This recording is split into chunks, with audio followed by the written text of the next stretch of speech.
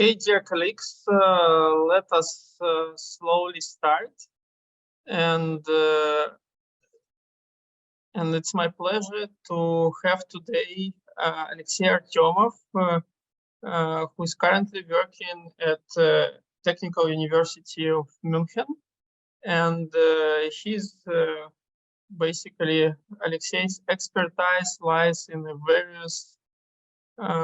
various parts of computer vision. So you know the computer vision is huge, and there are many different subdomains. And one of the recent and very impactful works by Alexey is working with geometric deep learning, and in particular, they presented this new data set several years ago called ABC dataset. And I think that Alexey wants to give us an idea of what they were doing in that research. So Alexey, the floor is yours. Hello, dear colleagues. Thank you for having me. And I hope that the video and the sound works well. So if something goes wrong, please let me know somehow. So yeah, today I will be presenting actually an overview, and I will also get into some details as I speak on the couple of recent works that we've been actually busy with at first at Skoltech, and that was done in the cooperation with the New York University. You can see Dennis and Daniele are from NYU, and also a major role in the collection of the data, for instance, was played by Sebastian Koch, who is with the Technical University of Berlin. And so most of this work has been done during my years at Skoltech, but I will also talk about what I'm planning to do as I'm now with TUM. And so let me just do a little bit of a background on the computer vision developments, maybe, and just to go ahead with the data. So that's just a really quick summary of what I'm going to mention today. I will talk about what's called the CAD data sets, not just the 3D or computer vision data set, but specifically CAD data sets. And I hope that I'll be able to explain the advantages that they offer. I will also present the results of our very recent work from mid last year on the deep estimation of sharp geometric features, which is a direct application of the specific properties that we can only find basically in these type of parametric CAD data sets. And I will also touch on the open questions. And by these, I mean, what are we specifically missing right now in geometric deep learning? So without further ado, I will actually start with saying that, well, some people may claim that traditional computer vision is largely solved with the advent of ResNets and later vision transformers, and now we see the explosion of these diffusion models. And a lot of people actually think that and analyzing RGB images is not as exciting as it used to be, really. So during the recent years, the deep learning community has actually experienced a shift from trying to analyze images or video and audio, which can usually be viewed as the Euclidean data, to really working on the non-Euclidean domain to processing data such as surfaces and manifolds, or unordered point sets, or more generally just item sets, more general graphs, and things like triangular meshes, which exhibit properties of most of the mentioned types of data. So this marked the emergence of the geometric deep learning, which sort of focuses on expanding the tool set available to machine learning practitioners to these types of non-Euclidean data. To this end, a lot of people have been focused on actually collecting data that is useful in each of the contexts. So all of these methods are not only data-driven, but really data-hungry, as we know. And so they have benefited a lot from the growth in the available dataset that contain 3D models in various formats. So some of these methods are actually benefiting from simple 3D model collections like the early Princeton Shape Benchmark and ModalNet. Others are more narrow and focus either on printable 3D things like this Thingy 10K or human bodies in various shapes and poses, or the large scale and very, very popular ScanNet collection that captures indoor, so basically rooms, scenes, offices, things like that. So these are also human designed or actually scanned data. And of course, there's a bit of this trade-off.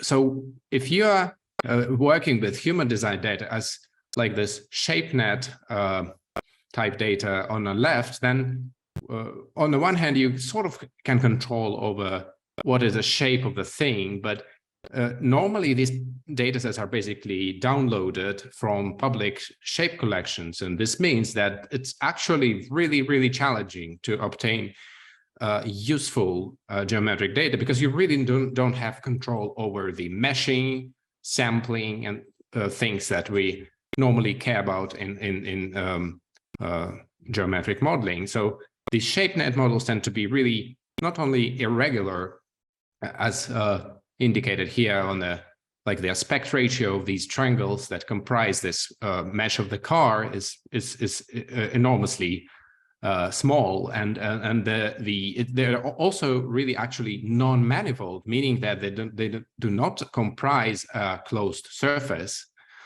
for example. And this is a property that's pretty much desired by geometric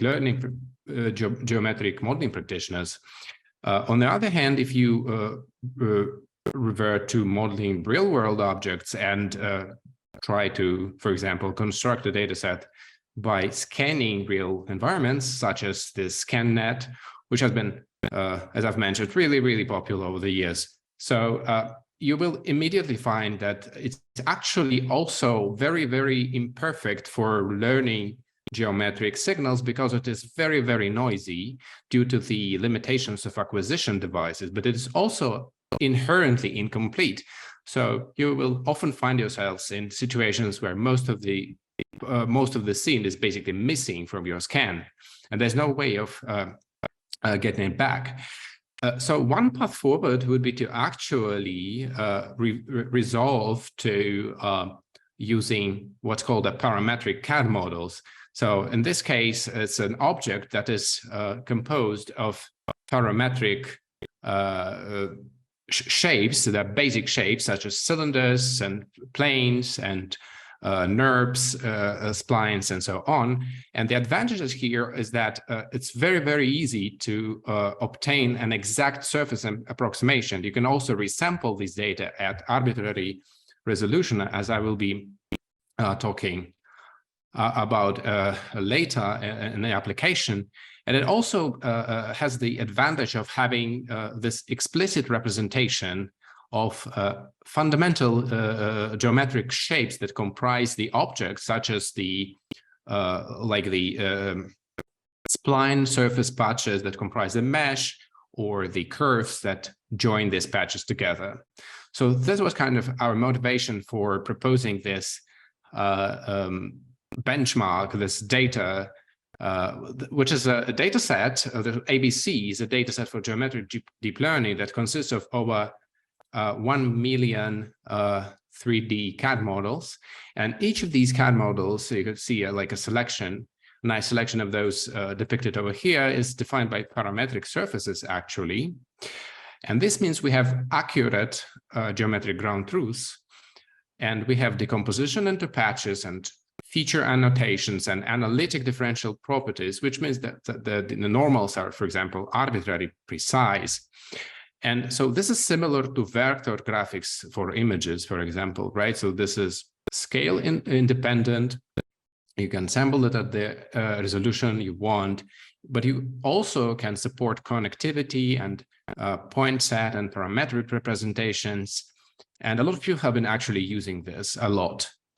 So how did we actually obtain this data? So this was a joint effort, as I was mentioning, that the data was obtained using the public interface available at this online CAD platform called Onshape, which actually has a really nice academic license for using the data. So you can also try and go and obtain your types of data from Onshape. But the original representation for these models is the boundary representation. So these are step or parasolid files. And mostly the type of data that Onshape is used for is that designers basically work with this sort of mechanical components.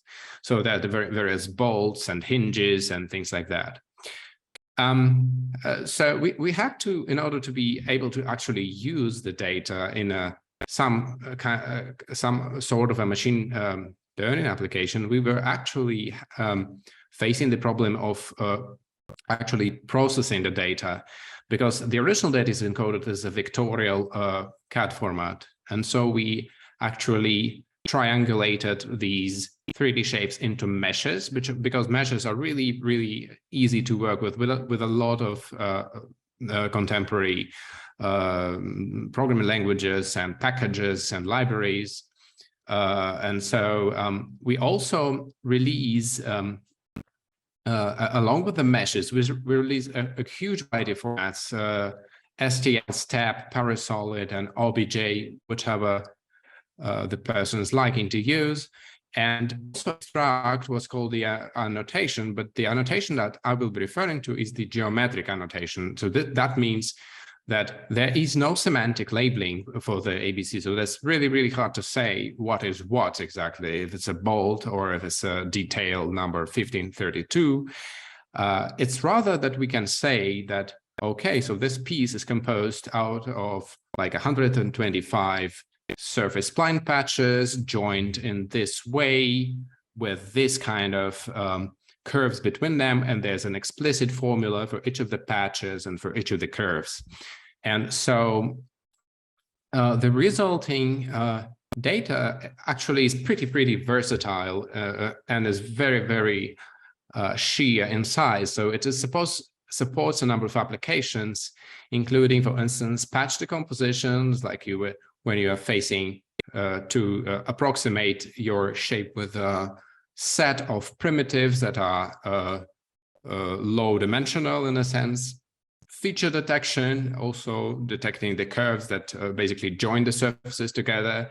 Vectorize the surface, which is basically the opposite of meshing. Or compute differential quantities. I've mentioned we can actually sample arbitrary precise normals and curvatures and things like that are really, really important in the context of surface reconstruction, for one example. And you can also, of course, you can do the surface reconstruction itself from sampled point sets. And we have actually encouraged research in all these directions by providing a number of benchmarks over the years that use the data from ABC. So initially, with the release of the ABC paper, there was only one benchmark, that is the surface normal estimation benchmark here. However, as time went along, we also participated in a number of workshops that focused on this benchmark, as well as the sharpness fields extraction and geometric shape segmentation, to name a few. So that was just a really, really quick intro on the ABC, and I will send the slides so you will be able to actually browse the data for yourself. So let me switch to the second part of my talk, where I will be talking actually about recent work that we've been busy with over the more than a year now, and it's just been released in the middle of last year. So this is the work on extracting what's called the sharp geometric features from the sampled 3D shapes. And it's a really, really big project, and I hope you will have the opportunity to appreciate, I mean, the amount of work that is actually put into the project. So it's also a joint work with Daniele and Dennis Zorin from NYU, but the other part of the work was done with Skoltech. And so the motivating problem here is that if we're given an object, and in this case, we presuppose that that's a mechanical part in a sense, and we sort of use a conventional scanning device, such as a structured light scanner or a depth camera, to obtain a number of depth images of the object. So as you can see, there's really, really little texture on the object. So we're concerned mostly about geometry here. And the idea is that we reconstruct these red feature curves on the right. So many man-made shapes like this one, they do consist of smooth curved faces that are separated by these sharp geometric feature curves. And we would like to obtain this curve network. And instead of solving this problem directly, we solve a somewhat more general problem. That is, we estimate distance to features for this type of a shape. So in each sample, we predict the positive value, which denotes the distance to the closest feature curve, to the closest point of the feature curve. So ideally, we would want to use geodesic distance, really, because it's a manifold, but we do approximate it with a localized Euclidean distance, which is why most of the shape is actually bluish in this picture. For instance, for a given depth map, the curves that are not visible in the image, they are basically not included. So they do not affect these sort of a scalar field. So alternatively, we could have been viewing this problem as a point classification problem where we would predict if a point is lying within a certain threshold to the curve, and that's what most of the people do. However, this requires actually setting this threshold, which is sometimes not possible globally, because we tend to be working with shapes with different geometric detail, and so we have to somehow adapt this threshold to the complexity of the shape. So let me actually explain how this is done. I will be showing some of the experiments later on. So we start with this human-made 3D shape that looks like something like this. It's basically a CAD model with these sharp features depicted in yellow. And our goal would be to deliver an accurate reconstruction of geometry and topology of these curves. So not only where they are, but also how they are linked together to form a wireframe of the object. And to this end, what we do, we generate a lot of annotated geometric data of this form.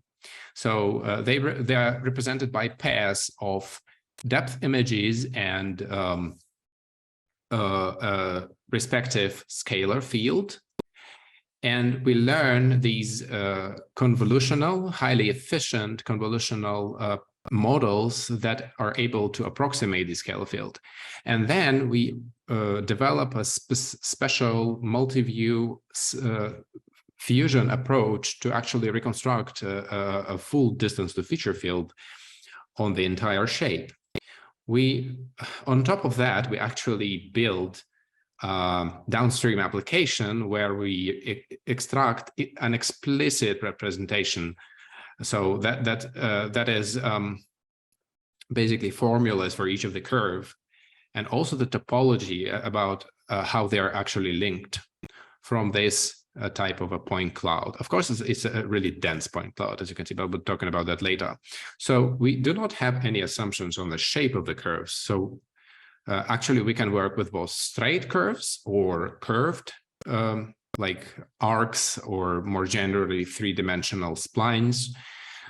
We work with arbitrarily sized inputs. Of course, there is some algorithmic complexity involved, but overall, we are able to process shapes consisting of tens of millions points, and we show that in our experiments. We are not really sensitive to noise, and there's very little parameters to tweak for our method. Just a quick touch about the previous work. So this is a task that has been approached in literature, in fact, quite extensively. And so in our work, we compare to 4 state-of-the-art methods, both trainable and not trainable, that have approached this work over the years. Of course, there's been more out in the recent year, but these 4 sort of represent these baselines that we were trying to look at. So these are a Voronoi covariance measure, the ECNet, which is a trainable method. The Voronoi is non-trainable. PyNet and sharpness fields are both trainable methods. So these are very, very recent, 2020 and later, in fact, except for the Voronoi, which is from 10 years ago. It's quite robust, though.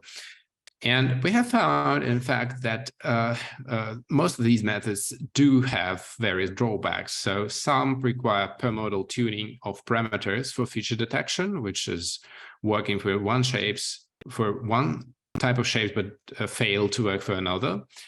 And others can be prone to noise, like the ones in the lower row here.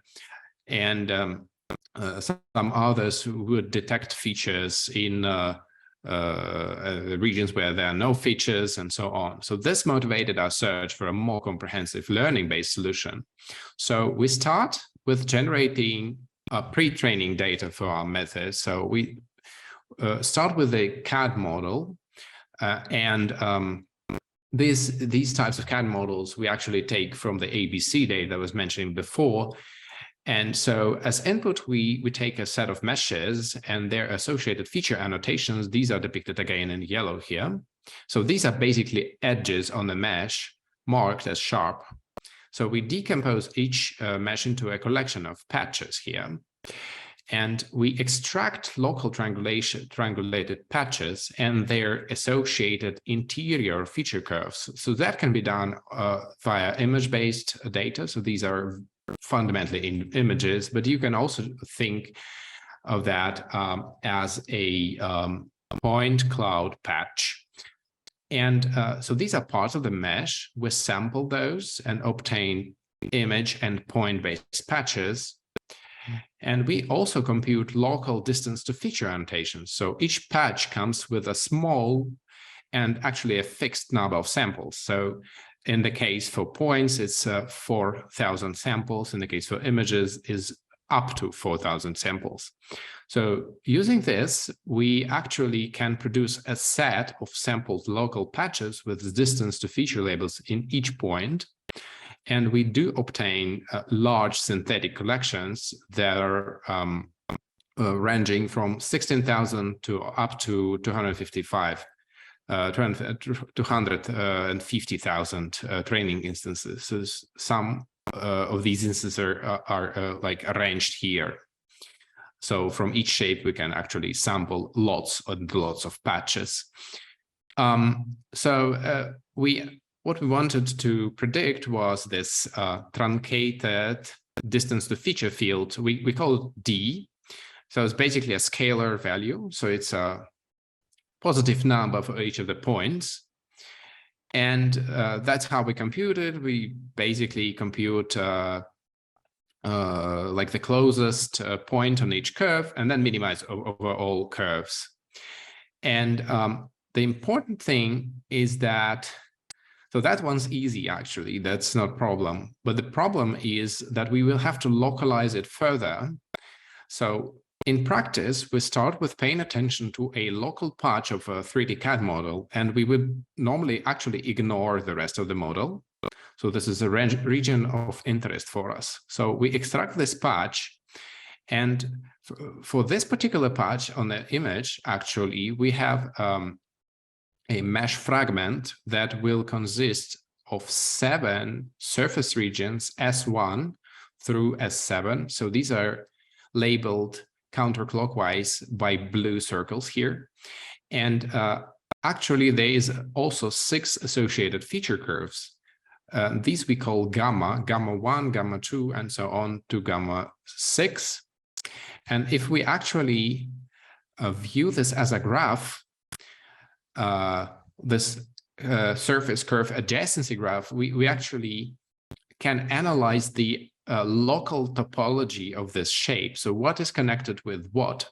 So for example, if we sample a point cloud from this part of the mesh, the closest feature curve is going to be y5, but that's not logical because it will have an induced distance to feature annotation over here along the flat surface of the curve. So this is counterintuitive, not only for us humans, but also for a deep network.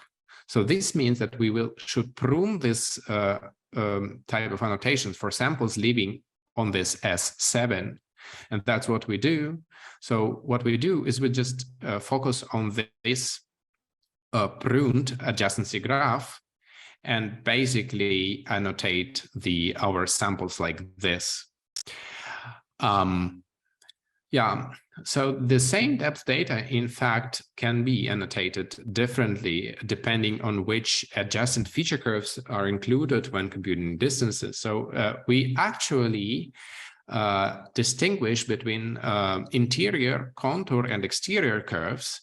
That's a bit of our internal how-tos, but that's also quite important. We turn off contour and external features we prevent them from generating any distance to feature signal. So the resulting thing is the one on the right here. So as you can see, this feature annotation is much more focused on the feature curves that are actually captured in the frame, other than those that are close to the frame but actually lie outside. So that's one of the detail that's quite important. The other detail is how many points do we actually need in order to run our reconstruction? So what is the number of samples that is sufficient?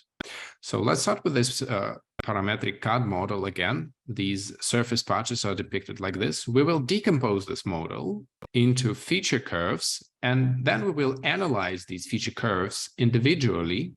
So we sort of sort them by size, and some of them end up being pretty large. The other one is pretty small.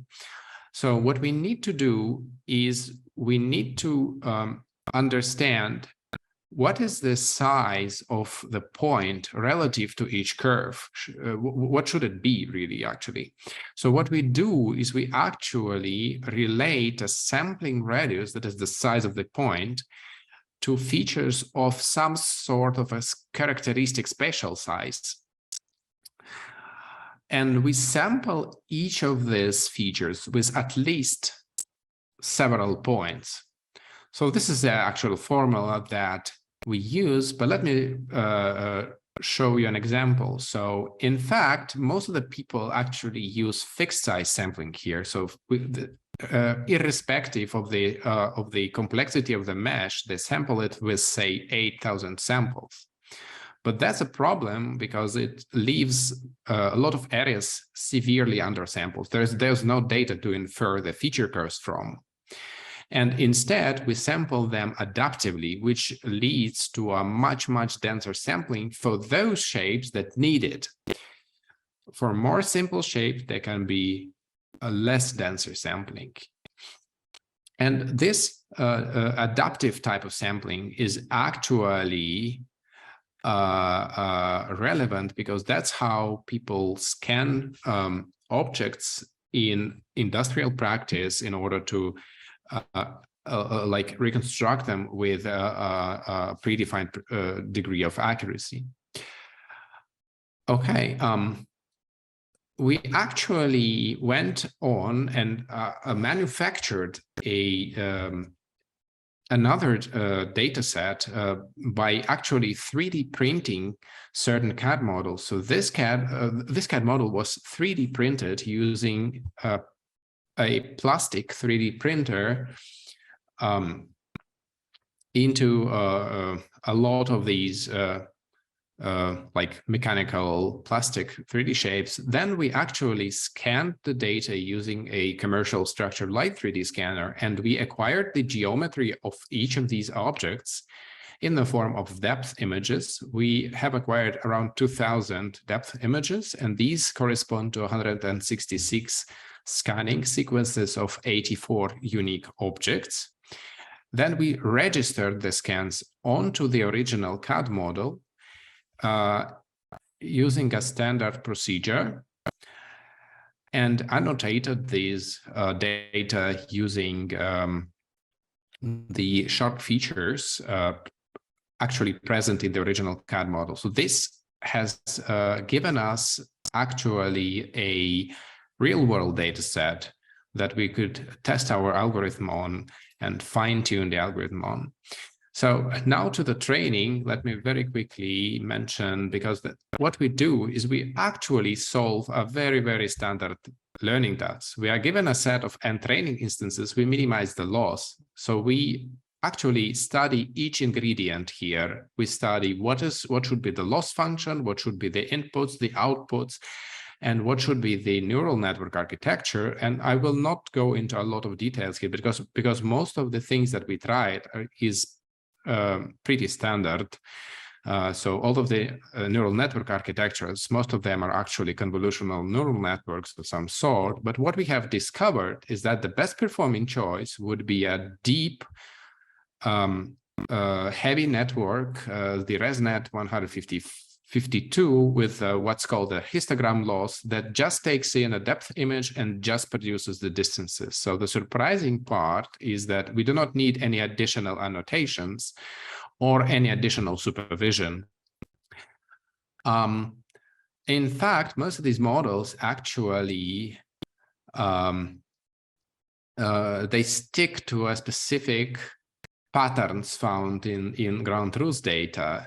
So if you have 3 scannings of the same object that are more and more sparse, so the lower shape has 6 times squared less points than the upper shape. So the upper shape is more detailed. As you can see, the lower one is more pixelized. So if we would want to predict, so we have trained a family of these networks, each tailored to a specific sampling pattern. And you can see that actually they both react in some ways to the sampling. But what I would like to mention is that the ones on the diagonal here are the correctly scaled ones. So in principle, we have found that our networks are in principle able to detect even significantly oversampled features or undersampled features, but they actually produce a proper distance field only when the resolution matches the ones that we were trained on. But back to the result with real-world data. So what I want to demonstrate is that these data sets demonstrate the generalization ability of our deep models. They, in fact, are able to robustly predict features in real scan data after fine-tuning, of course, on a data set of the real-world shapes. So our prediction in this case is a penultimate one, and the ground truth is here, and actually the error normally is very, very low. So we have compared our method by versus competitors using both clean and noisy data sets. In fact, in terms of feature segmentation, most methods do struggle to detect subtle features, so the ones less pronounced, or they struggle to detect features that are well, differently sampled from one and other side of the feature. But our method is way more robust in these types of cases. And also for actually field regression on patches, our method is also more robust to noise and more sensitive to features. So we not only we detect features well, but we also correctly estimate the distance, which is important for the subsequent application, because how do you actually predict a complete set of sharp features for a full input 3D object, which can be arbitrarily complex in principle? So we have designed the following procedure. We start with a 3D object that we scan using virtual scanning to extract a collection of views of the object. So these can be seen as overlapping patches, in fact. So we scan a shape from a multitude of viewing directions. So then we have a lot of these patches. And each of these patches we process using a network to obtain an initial set of predictions, but these predictions are actually conditioned on the view. So the features that are not visible in a particular view, like for example, this contour here that is actually in the back of the shape, these will not be detected. But all of the features in the foreground here that are actually visible from both sides, these will get detected. Now we will want to leverage the multiple view stereopsis machinery to transfer distance to feature fields to adjacent views. So if we have a number of views like this, what we will do is we will actually take all of these views and reproject between them and linearly interpolate single view predictions. And this will give us the final, and then when we gather these predictions in each point, so there will be multiple versions of predictions in each point, then we will obtain a final estimate of our field on a complete 3D model. And this we use, for this we use a robust statistical inference procedure. So this is the final version of the annotated network. So again, to experiment with full shapes, we have used 128 views, and we were performing view synthesis in orthographic projection for simplicity, and we basically compute minimum for a final statistical estimate. And what I would like to present here is that, again, our network, which is in this column and as this column, is very close to the ground truth. And qualitatively, it is able to more robustly regress features, more subtle features on the ones that are sampled non-uniformly. So, and as a downstream application, we have actually designed also an algorithm for extracting parametric feature curves that I will briefly mention here. So we start with detecting corners, that is the loci of points where two or more curves join together. Then we perform segmentation to segment out individual instances of feature curves.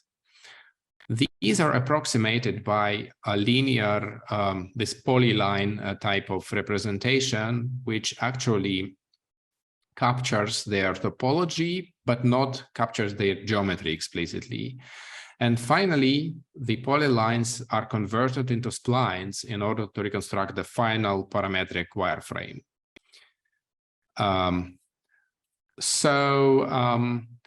We also did a bunch of experiments to actually assess the wireframe quality versus the number of competitors, and I will just very briefly show these here.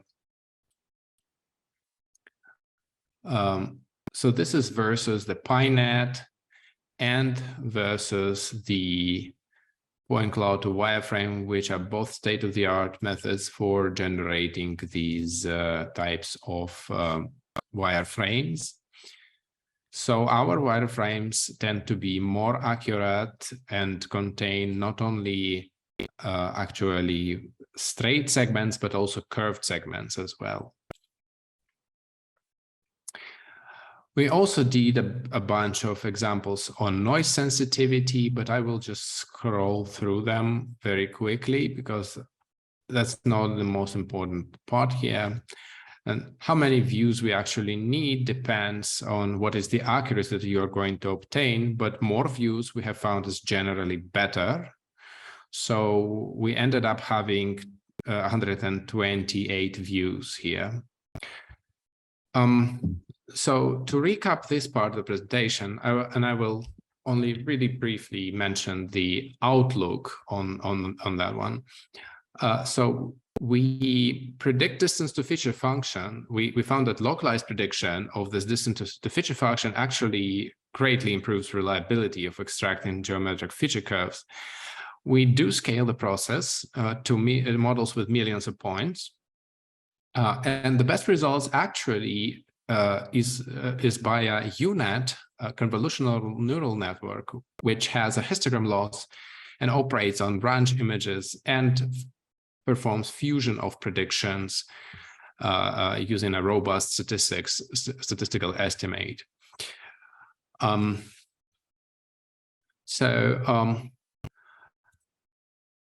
What I would like to do now is to conclude my presentation really quickly with a question: what are we actually missing here, right? So we've done some work on the analysis of the ABC data, and a lot of people have been also doing works concurrent with us. And so what we seek is actually a reliable tool set for geometry processing and geometric analysis that is powered by geometric deep learning. So it should be in principle learnable, and there's a big consensus about that. And what I will try to argue that what we actually need is both systematic evaluation of how well we actually perform, and also pre-training and transfer learning. But this seems to be the dominating paradigm these days for deep learning. So just to recap, we've seen that this feature estimation in the middle, but also other tasks such as normal estimation or remeshing are all ingredients in this complex 3D reconstruction process. They all tend to be based on trainable components, neural networks, and pretty complicated algorithms. And they leverage large-scale datasets. In fact, if we try to think what is the optimal sequence or what is the optimal combination of these steps, we end up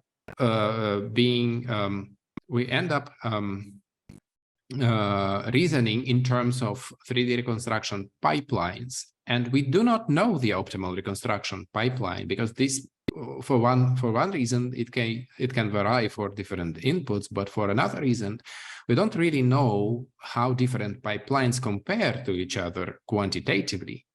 So I've done some homework here, and I have analyzed a few hundred studies, most of them citing ABC, but not only ABC.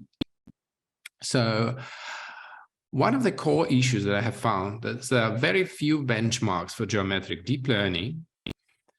And for those tasks in particular, like the ones mentioned over here, there's normal estimation, feature estimation, and so on, which contributes to somewhat lower reproducibility in research outcomes and also poorly generalizable results. So we actually have a vague quantitative idea of how well we perform, are we actually making progress on these tasks here.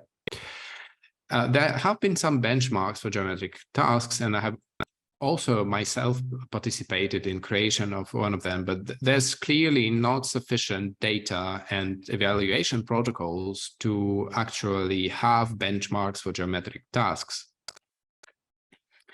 Another question is, what are the critical capabilities that our models need to be having in order to perform well on 3D data? So that's also not super clear, because even such things as rotation invariance have been actually questioned over the years.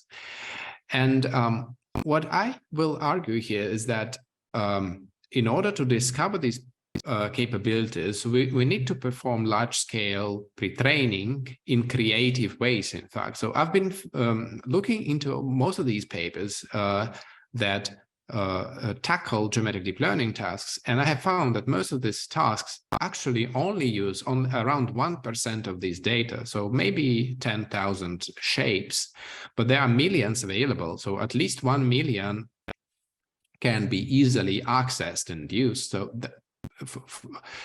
that leaves the question whether we can actually explore transfer learning and more recent pre-training schemes, such as, for example, this diffusion pre-training or self-supervised pre-training for obtaining more powerful geometric deep learning models.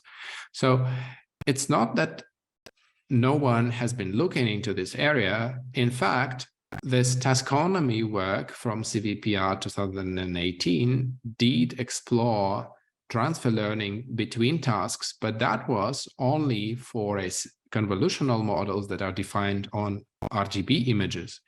For geometric deep learning, where we have non-Euclidean data, such as graphs and manifolds, or structured data, such as vector images or shape programs even, we do not have these results, so we do not know.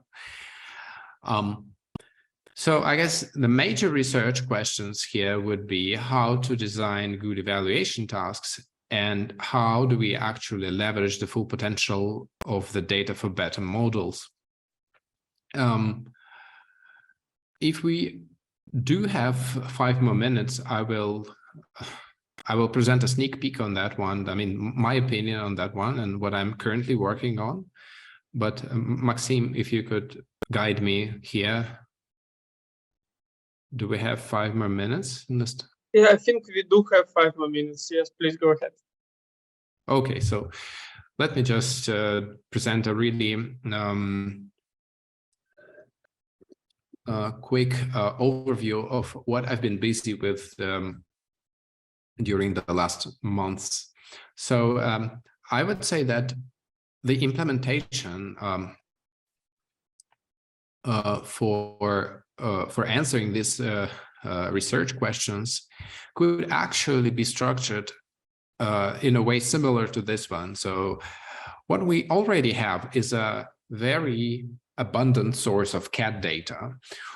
And what we need is a geometric deep learning and geometric library framework that will enable us to obtain large-scale annotated collections with low effort. So these we can use for benchmarking, that is to test each task in isolation. Potentially, there could be some space for leaderboards, and there could be certain shared tasks involved. And the other thing that it could enable is actually large-scale pre-training and transfer learning. And this could be done in a variety of ways, depending on how you prefer to look into that. So there could be transfer learning with pipeline or capability identification. And the way I view it in terms of the this geometric library is that there should be a shared core library that is fundamentally a computational graph library that is able to perform manipulating geometric data easily and interoperating with PyTorch and conventional distributed data processing frameworks and also storage formats. But there should be something called a geometric library with a a set of extendable geometric kernels on top of that the users can build their applications on top. And just to give you an example of what these geometric representations might be, is I view them as data views that here on this slide, you can see various examples of these data views that actually encapsulate the geometry, so where the things are, the signal that is defined in that geometry as a function mapping the geometry into some space of labelings. But there also could be states and reference frames that ease the manipulation of these data. So some of these data are actually structured, like, for example, boundary representations is strictly structured as a graph with a predefined order of traversal. Some of them are completely unstructured, like these point clouds or 2D sketches that are fundamentally depictions of lines, right? And so these geometric kernels I view as just a function that implement an operation. Some of these can be pretty easy to implement, like the mesh sampling is a standard operation in geometric data processing, but others can be extremely hard, like the one that I've been talking about today on extraction, these 3D wireframe from a set of depth images, for example. And by implementing these operations in a smart way, we can actually achieve high quality and also effortless scalability in terms of having more and more accurately annotated data. The ABC is quite actually suitable for this type of scalability because it's first, it's multimodal already. So we have a number of modalities in ABC. These are meshes, these are boundary representations, these are CAD programs. There has been effort to create sketches that mimic ABC data, but they're also real world, and they enable arbitrarily accurate ground truth. We've also proved that ABC can be manufactured and realistically rendered and so on. So there is, in my view, there's a path forward where we should be building an extendable framework that enables automatic construction of this data, but also implementations of benchmark tasks. Some of them I'm already working on. And additionally, an assessment of the current state of the art in shape reconstruction. So I would like to conclude my talk here, and I'm happy to answer any of your questions if there are any. Thank you.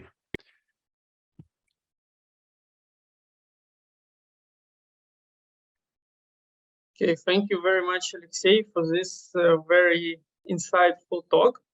And I kindly ask attendees whether you have any questions. You may write in Q&A chat, and we will read this question with Alexey. Well, yeah, I will probably start from a question myself, or probably a couple of questions. So, well, you propose it here as a path forward, but do you think that the community is ready? Like you can achieve a critical mass to start this procedure? So I've been thinking of this work as an extension, really, of my prior works on some of these tasks that I mentioned here. So specifically, this geometric feature detection is exactly the work that I've been doing today, and also the vectorization, patch decomposition, mesh denoising are all works that I have prior experience with. What I've been really upset about is that well, most of the people do create their own data sets for these types of tasks. This can be in part justified because various people need, well, different people need different data, but in principle, there has to be a standardized benchmark for each of these tasks because they are well defined. And Yeah, there are quite a few people that will benefit from having this data. So I plan on collaborating maybe again with the New York University that has a really nice geometric deep learning lab with Daniele Panozzo leading this one. And yeah. Okay, yeah, so just I think that yeah, you need to involve some people if you want community to follow something like that. Yeah, probably the other question I have, so I probably didn't fully get that because I'm not in the area, but what is the main issue of the current data sets? They're not sufficient in size, they're not sufficient in quality. So you just mentioned your work where you built, it seems like very, very accurate data sets, right? With okay, you have a slide for that, which I probably missed. So what is the main challenge? I guess there are a number of important problems with the present data sets. So first, I have found they're too small. And the reason why is that probably it's really challenging to process geometry in a fully correct way, so to speak. So for instance, this data that I've been working with tends to actually result in very there's a lot of corner cases that people tend to be having because this data is combinatorial. Normally that's like meshes and graphs. And a lot of people have been dealing with a lot of these issues, but there are no unified schemes of how to actually prepare data coherently. And this is why also we had to develop this entire processing pipeline for preparing the ABC dataset in the first place. And then another problem is that actually, it's really easy to beat everyone else on the data that you prepare yourself, but it's very hard to beat anyone else on the data that you get from somewhere else. And the reason, so what I want to do is to provide a fair evaluation. And by fair, I mean, it has to be reproducible, and it also has to be very, very low sampling bias. So this means that objects with different geometric complexity have to be represented equally, in a sense, or at least proportionally to how they occur in the world. And this will also boost performance, I believe, and there's also there will be a boost in data reuse and code reuse, and that's the idea of this work, actually. Okay, thank you, Alexey. Unfortunately, for some reason, we don't have questions today from the audience. Probably it was absolutely clear on all the stages. So then I suggest that I just say thanks again for the great talk and that you came to our seminar, and see you soon. Thanks. Yes, thank you for having me. It's a very important experience for me to give talks to this international audience. Thank you so much.